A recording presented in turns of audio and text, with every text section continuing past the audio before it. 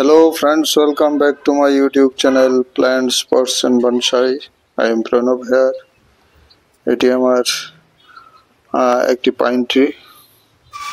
এটি Norfolk island pine বা এটিকে ক্রিসমাস ট্রিও বলে।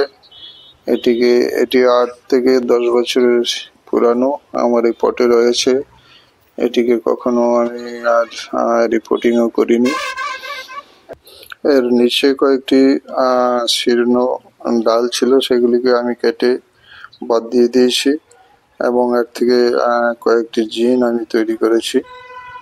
যেহেতু গাছটি অনেকটাই লম্বা হয়ে গেছে, নিচে কোনো ব্রাঞ্চ নেই, তাই সেটাকে পূর্ণ করার জন্য আমি কিছু জিন তৈরি করে নিয়েছি।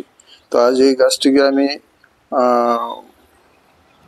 ওয়ারিং করে এর ব্রাঞ্চগুলিকে একটু রিস্টাইল করব এবং গাছটিকে একটু যত্ন নেব, অর্থাৎ এতে আমি কিছু প্রয়োজনীয় ফার্টিলাইজার প্রয়োগ করব। তো প্রথমেই আমি এর ব্রাঞ্চগুলিকে ওয়ারিং করে নিচ্ছি। নিচের ব্রাঞ্চগুলিকে করে নিচ্ছি ওয়ারিং। আমি 2 ব্রাঞ্চ ফর্মুলাতে রুলে একটি তার দিয়ে দুটো ব্রাঞ্চকে একসঙ্গে ওয়ারিং করে নিচ্ছি। এতে ব্রাঞ্চগুলির যে ব্যালেন্স, ওয়ারিং এর ব্যালেন্সটা ভালো থাকে এবং ওয়ারিংও সঠিক হয়।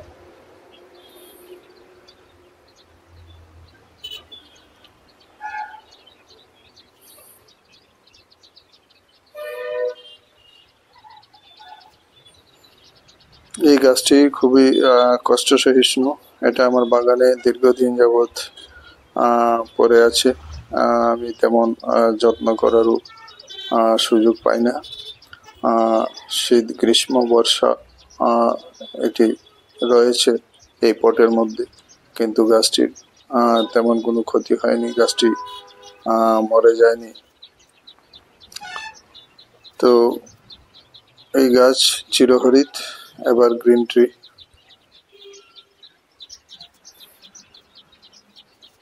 খুব কম যত্নে, মিনিমাম যত্নে এই গাছ বেঁচে থাকে।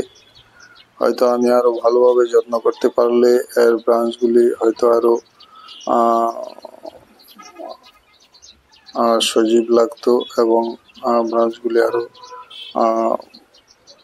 বড় বড় হতো বা দেখতে গাছটিকে আরো ভালো লাগতো, কিন্তু আমি মোটেই এর উপর যত্ন করতে পারিনি। তদুপরি গাছটির যে এইভাবে রয়েছে সেটি অনেক বেশি। যাই হোক, আমি ব্রাঞ্চগুলিকে দুটো দুটো করে ওয়ারিং করে সাজিয়ে নেব। আমি মাপ নিয়ে আমার অ্যালুমিনিয়ামের তারের টুকরো কেটে নিলাম, যেন তার নষ্ট না হয়, ওয়েস্টেজ না হয়, সেজন্য।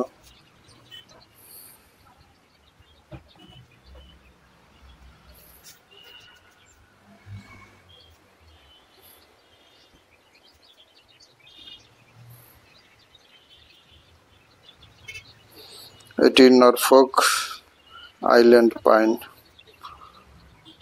নরফক আইল্যান্ডের জন্ম, তাই হয়তো এই নাম। আর এমনিতে এটিকে ক্রিসমাস ট্রিও বলে।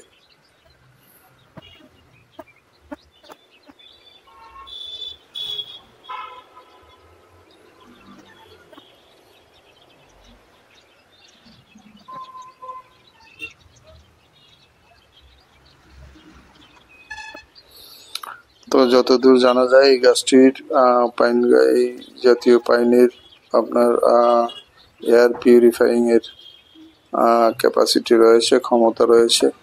ঘরে বা বারান্দায় রাখলেই এয়ার পিউরিফাই করে, বায়ু দূষণ থেকে বাঁচায়।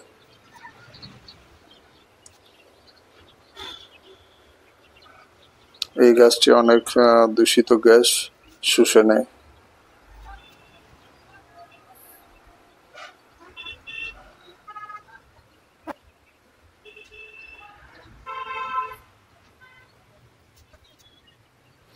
এই গাছটিতে রোগ পোকার তেমন কোনো বালাই আমি দেখিনি।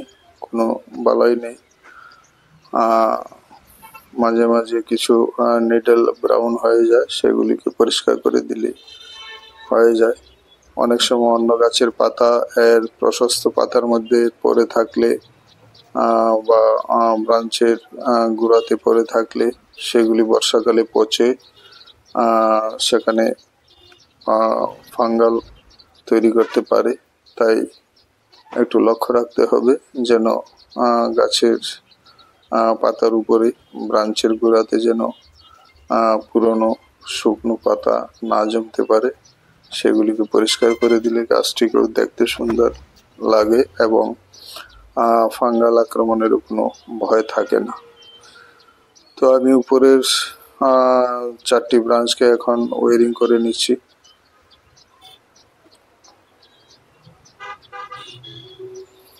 এর ব্রাঞ্চগুলি সাধারণত একটু ঊর্ধ্বমুখী, প্রায় 45 ডিগ্রি অ্যাঙ্গেলে উপরের দিকে।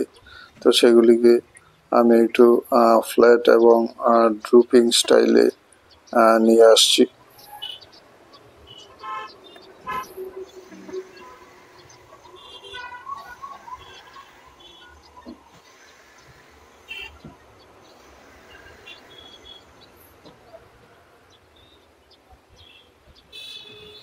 এই গাছটি টবে থাকাতে এখনো 8-10 বছরে এই এতটুকু রয়েছে। যদি একে মাটিতে লাগানো হতো তাহলে হয়তো বিশাল বড় গাছে পরিণত হয়ে যেত, অনেক বড় হয়ে যেত।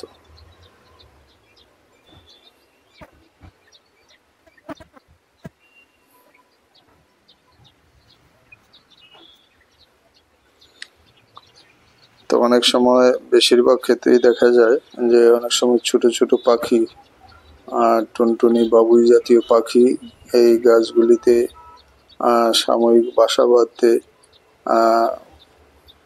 দেখা যায়, কারণ এর পাতা এবং ব্রাঞ্চগুলি প্রশস্ত এবং এর গোড়াতে, ব্রাঞ্চের গোড়াতে প্রশস্ত জায়গা থাকে, সেখানে ছোট ছোট পাখিরা প্রায় সময় বাসা বাঁধে।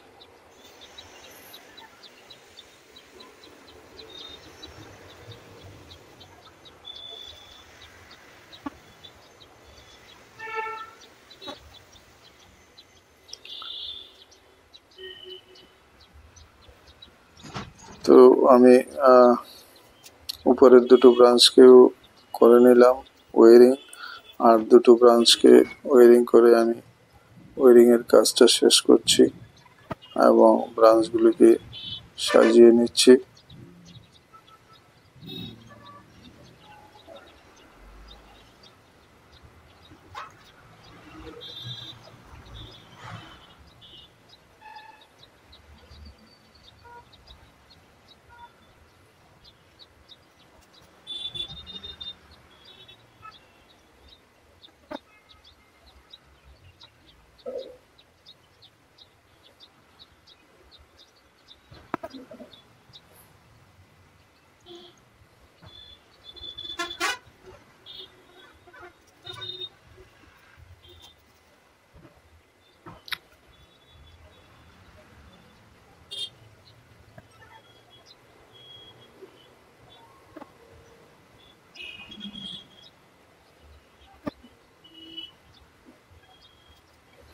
আমি ওয়ারিং শেষ করে এনেছি এবং সবগুলি ব্রাঞ্চকে ওয়ারিং করে সাজিয়ে নিয়েছি।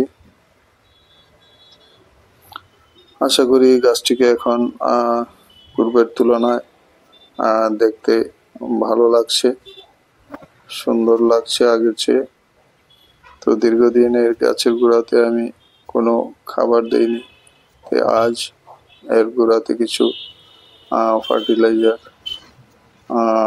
যদিও আমি অর্গানিক ফার্টিলাইজারই দেব, কিছু ফার্টিলাইজার দেব, দীর্ঘদিন এতে কিছু দেওয়া হয়নি। তো এর গোড়ার মাটি একদম শুকিয়ে শক্ত হয়ে গেছে, অনেকদিন জল দেওয়া হয়নি, তাই আজ এর গোড়ার মাটিটাকে আমি খুশিয়ে নিচ্ছি ভালোভাবে। চারপাশে টবের চারপাশে আমি মাটিটা খুশিয়ে নিয়ে তারপর এতে কিছু ফার্টিলাইজার দিয়ে দেব।